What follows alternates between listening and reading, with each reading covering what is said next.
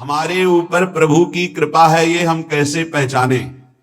ये 8 लक्षण प्रकट होने लगते हैं जिसके ऊपर प्रभु की कृपा होती है।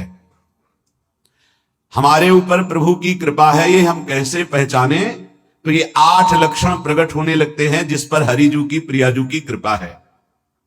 पहला, घोर अपराध करने वाले के प्रति भी दया की भावना, शांति पहला लक्षण है। भाव में भी पहले शांत भाव है। हमारे ऊपर श्री हरिजू की कृपा है, इसकी पहचान ये 8 लक्षण। पहला, शांति, अर्थात घोर अपराधी के प्रति भी गुस्सा ना आना, क्षमा करना, यह हरि की कृपा का लक्षण है। देख लो भाई, घोर अपराधी शब्द तो जाने दो, जरा सा प्रतिकूल हो जाए तो लाख समझाओ पर भ्रकुटी तनी रहती है। भला ऐसा है? अपराधी पर भी क्षमा का भाव होना, ये हरि कृपा पात्र में ही होगा, अन्य में नहीं। तो अगर अपने हृदय में ऐसा लगे कि ऐसा नहीं है तो हरिजू से प्रार्थना करनी चाहिए कि कृपा करो, मेरे में सामर्थ्य आवे। दूसरा, अनुसूया, वो किसी भी के प्रति कभी भी कोई दोष दर्शन ही नहीं करेगा। दोष कथन, दोष श्रवण की तो बात जाने दो। अनुसूया, दूसरों के गुणों में दोष ढूंढना ये नहीं होता, हरि कृपा पात्र में ये नहीं था। ये सब भजन के नाश करने वाले। जैसे पहला अपराधी पर क्रोध कर देना, तो माया ने भेजा इसीलिए था कि तुम्हारे साथ व्यवहार ऐसा करे कि तुम क्रोध करो, क्रोध करोगे तुम्हारी ऊर्जा शक्ति नष्ट हो जाएगी, अध्यात्म में जो चलने की थी। और कहीं तुमने संकल्प कर लिया तो भजन शक्ति नष्ट हो जाएगी। तो अगर भजन बल है तो गया, जरूर उसको दंड मिलेगा, पक्का मिलेगा, 100% मिलेगा, लेकिन आप खाली हो गए। ना भजन करने की वृत्ति रहेगी और ना भजन रहेगा, दोनों बात। अनुसूया, किसी के सद्गुणों में दोष देखना, गुणों में दोष ढूंढना, यह हरि कृपा पात्र में नहीं होता। ये बहुत मंगलमयी बातें हैं जिससे हमारा भजन मार्ग पुष्ट होता है। तीसरा, वो बाहर से और भीतर से पवित्र रहता है, हरि कृपा पात्र। शौचाचार का ज्ञान होना चाहिए, वस्त्र आपके पवित्र होने चाहिए, ये बाहरी जल रज आदि के द्वारा बाहरी पवित्रता। और निष्कपटता, निश्चलता, सत्य भाव, ये अंदर की पवित्रता है। अगर कपट है, छल है, असत्य है तो हृदय मलिन रहता है। भीतर और बाहर से पवित्र रहना, इसमें खास बात क्या है? भीतर और बाहर से पवित्र रहने में, भीतर और बाहर से सदैव पवित्र कौन रह सकता है? तो बोले जो पुंडरीकाक्ष भगवान श्री हरि का, प्रियाजू का स्मरण करता रहता है, वो सवायाभ्यंतर शुचि, वो बाह्य और अभ्यंतर दोनों से पावन रहता है। तीसरी जो कृपा का लक्षण है, अर्थात वो सदैव भगवत चिंतन परायण, शौचाचार का पालन करने वाला, बाहर और भीतर से हरि कृपा पात्र पवित्र रहता है।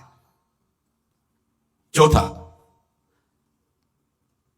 ऐसे कार्यों का अनुष्ठान न करे जिनमें हमारा भजन छूटता है, जिनमें सत्य छूटता है, जिनमें भगवत भाव छूटता है। जैसे आपके ऊपर कृपा हुई, आप भगवत मार्ग में चल रहे हैं, अब आप ऐसे सांसारिक कार्यों का अनुष्ठान कर रहे हैं जिनमें आपकी चित्तवृत्ति बिल्कुल भगवत विमुख हो रही, तो जीवन का लाभ क्या होगा? लाभ तो है भगवत स्मरण सहित। जैसे कल एक ने प्रश्न किया कि मैं खाता तो नहीं लेकिन मांस की दुकान में मांस बेचता हूं होटल में, क्या उचित है? ये उचित कैसे हो सकता है? तुम और भी तो व्यापार कर सकते हो। जरूरी है धर्म का पालन करने की इच्छा करते हो, धर्म आचरण करते हो, ऐसा नहीं। तो विरत बहुकर्मा, उन कर्मों से हमें विरत रहना है जो हमारे धर्म के विरुद्ध है, जो भजन के विरुद्ध है। हरि कृपा पात्र ऐसे कर्मों का अनुष्ठान कर ही नहीं सकता।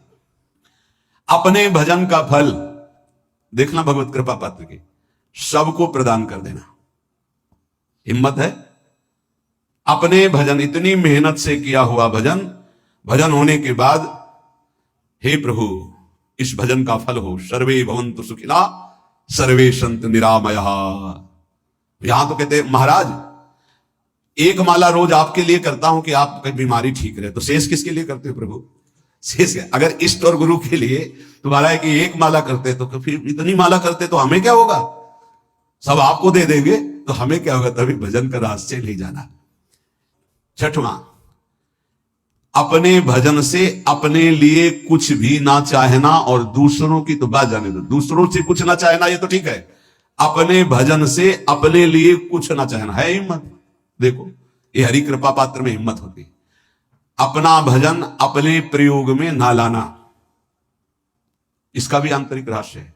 अपने प्रयोग में आप शरीर को लेकर के बोलेंगे, अगर स्वरूप को लेकर तो प्रयोग की कोई वहां जरूरत ही नहीं, स्वरूप पूर्ण काम है, वहां कोई अभाव नहीं। जब आप कोई भाव अपने लिए करेंगे तो देह भाव होगा, देह भाव से किसी विषय की मांग होगी। विषय पूर्ति भजन का फल नहीं होता, भजन का फल होता विषय निवृत्ति। बहुत जोर की बात है, कैसे समझ जाए। अपने भजन का भी फल अपने लिए नहीं, दूसरों से कुछ चाह रखना तो बात ही जाने दो, भजन से भी कोई अन्य सुख की चाह नहीं हुई। क्या चाहिए? भजन ही बनता रहे, भजन का फल भजन बनता रहे, खूब निरंतर जप करते रहे।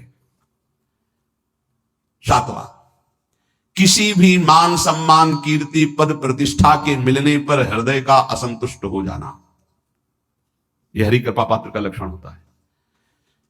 प्रणाम नमस्कार जय हो तो हृदय में असंतुष्ट हो जाना चाहिए। कोई किंचन मात्र अभिमान न उदय हो जाए, प्रभु बचाओ, ये माया की चकाचौंध से बचा लो नाथ। कौन सा अपराध बन गया कि आपकी जय की जगह यहां हमको ऐसा सुनना पड़े। मान प्रतिष्ठा कीर्ति जिसके लिए बड़े बड़े लालायित रहते, हरि कृपा पात्र को विष की तरह चुभती है। और 8वां, किसी भी प्राणी समुदाय से संबंध ना रखते हुए सब पर दया की भावना, सब पर कृपा की भावना, सब पर करुणा मैत्री, पर किसी से ममता नहीं। यह सूत्र बहुत व्यवहार में प्रयोग करने योग्य है। सबसे करुणा और मैत्री, पर किसी से ममता नहीं। करुणा तो करी भरत जी ने, मैत्री भी की मृग से, पर ममता रहित नहीं रहे। ममता कर ली तो अगला जन्म हिरण का हो गया। ममता नहीं रखनी, निर्ममो निरहंकारा। करुणा मैत्री तो करनी है, जैसे इसमें आदेश है, गीता में आदेश है, अद्वेष्टा सर्वभूता मैत्र करुणा वच, पर निर्ममो निरहंकारा, यह साधक की चतुरता है। प्राण मात्र पर दया कृपा करुणा मैत्री, पर ममता नहीं। ममता किसी से, और यहां करुणा मैत्री ये तो गायब हो गई, केवल ममता रह गई है।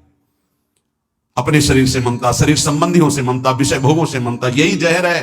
संबंध में ये ममता ही जहर है, विचारों में अहंकार जहर है, कर्मों में ये आसक्ति जहर है।